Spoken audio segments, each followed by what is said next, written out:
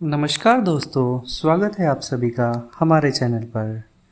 आज था हमारा व्लॉग नंबर 4 का दिन। आज का दिन बहुत ही खास और यादगार रहा। सुबह जब मैं उठा तो आराध्या गहरी नींद में सो रही थी। मैंने सोचा इसी बीच टाइम का करेक्ट यूज़ किया जाए। तभी मैंने शुरुआत की मिस्टर चेतन भगत की बुक पढ़ने से, जिस बुक का नाम था 11 रूल्स ऑफ लाइफ, जिसमें जीवन में बैलेंस्ड और सक्सेसफुल बनाने के 11 अहम नियम बताए गए हैं। आज मैंने रूल नंबर 2 का लगभग 6 पेज का हिस्सा पढ़ा, लेकिन मैंने बाकी सब 11 रूल्स की शॉर्ट समरी पढ़ी हुई है। सच कहूँ तो इन नियमों को पढ़कर ऐसा लग रहा है कि यह नियम हर रोज़मर्रा ज़िंदगी से जुड़ा हुआ है और हमें सचमुच सही दिशा दिखाता है। इसी बीच आराध्या उठ गई थी। फिर मैंने दिन की ऊर्जावान शुरुआत की योगा प्रैक्टिस से। घर की छत पर जाकर हमने किया सूर्य नमस्कार, कपालभाति, अनुलोम विलोम और थोड़ी देर ध्यान यानी कि मेडिटेशन। योगा के बाद छत पर बैठकर हमने लिया ठंडी हवा का आनंद और थोड़ी की मस्ती। तभी नीचे बगीचे के एक पेड़ से सीताफल की मीठी खुशबू ने पूरे माहौल को और भी ताजगी से भर दिया। इसके बाद हम नीचे आ गए। मैंने और आराध्या ने खिलौनों के साथ खेलना शुरू किया और ढेर सारी मस्ती की। उसी के साथ साथ मैंने चाय की चुस्की ली और आराध्या ने दूध पिया। फिर हमने मिलकर खिलौनों की थोड़ी सी मरम्मत किया और सुबह की सारी भाग दौड़ के बाद अगला नंबर आता है नहाने का। नहाने के बाद हमने शुरू किया भगवान की पूजा और आराधना करने के लिए बहुत ही आनंदित रहा शरीर। उसके बाद हम चले गए छत पर हमने भगवान सूर्यदेव को जल अर्पित किया। उस समय वातावरण बहुत ही शांत और पवित्र लग रहा था। हाल ही में हुई बारिश के कारण आसपास में हल्के हल्के बादल छाए हुए थे और चारों ओर ताजगी फैली हुई थी। जैसे ही बादलों के बीच सूर्यदेव ने अपनी सुनहरी किरणों की झलक दिखाई, पूरा वातावरण भर गया।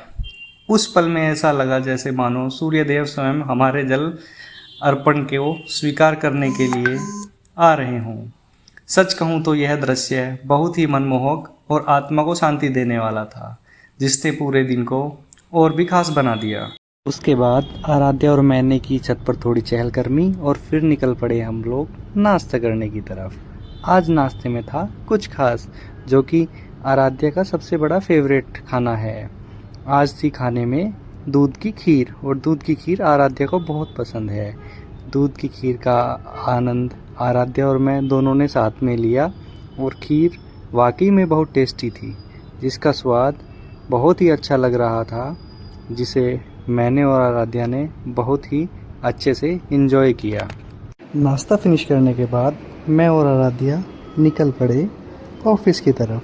हर रोज़ की तरह आराध्या मेरे को गेट तक छोड़ने आई और रोज़ की तरह जिद करने लगी। फिर उसको मनाया और कुछ ना कुछ बहला फुसला के उसको उसकी मम्मी के पास छोड़ दिया और मैं निकल पड़ा ऑफिस की तरफ।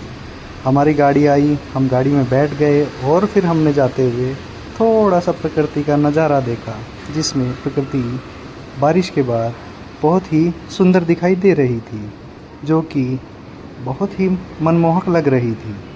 कार से उतरने के बाद हम पहुंचे ऑफिस के ग्राउंड फ्लोर पर, जहां हमने लिफ्ट को प्रेस किया 4th फ्लोर के लिए, जहां हमारा ऑफिस है। लिफ्ट में बैठकर हमने भारतीय उड़न खटोले से कुछ चंदों सेकंडों की यात्रा की और पहुंच गए अपने ऑफिस की तरफ। ऑफिस पहुंचते ही सबसे पहले हमने किया ओपन लैपटॉप और लिया जय श्री राम का नाम और शुरू किया काम। फिर समय हुआ लंच का। लंच करने के बाद हम चले गए ऑफिस के टॉप फ्लोर पर। वहाँ हमने देखा कि ऊपर आसमान में नीले नीले और बीच बीच में तैरते हुए सफ़ेद बादल बिल्कुल ऐसे लग रहे थे मानो जैसे कॉटन कैंडी काट कर आसमान में छोड़ दी हो। हवा भी इतनी ठंडी और प्यारी चल रही थी कि एसी को भी छुट्टी दे दें। कुछ देर तक मैं वहीं खड़ा रहा और उस नज़ारे को निहारता रहा। सच कहूँ तो ऑफिस का सारा तनाव और काम का प्रेशर पल भर में छुटमंतर हो गया। दिन भर की कार्यकाज, मीटिंग, भाग दौड़ के दृश्य और किसी नेचुरल थेरेपी से कम नहीं थे। धीरे धीरे शाम हुई, सूरज ढलते ढलते आसमान सुनहरे रंग में भर गया, मानो प्रकृति ने ब्रश उठाकर अपनी पेंटिंग पूरी कर दी। फिर हर रोज़ की तरह इवनिंग का समय हो गया और मैं अपना दिन भर का कार्यभार ख़त्म करने के बाद निकल पड़ा घर की तरफ। और आज हम ब्लॉग नंबर 4 को यहीं पे एंड करते हैं। दोस्तों, आपको हमारा ब्लॉग कैसा लगा? आपके सुझाव और सजेशन की आवश्यकता है और हम आपके अकॉर्डिंग अपना कंटेंट को वर्कआउट करेंगे। धन्यवाद। Please subscribe our channel and share with your family and friends for the further vlogs. Thank you. आपका बहुत बहुत आभार। Thank you very much.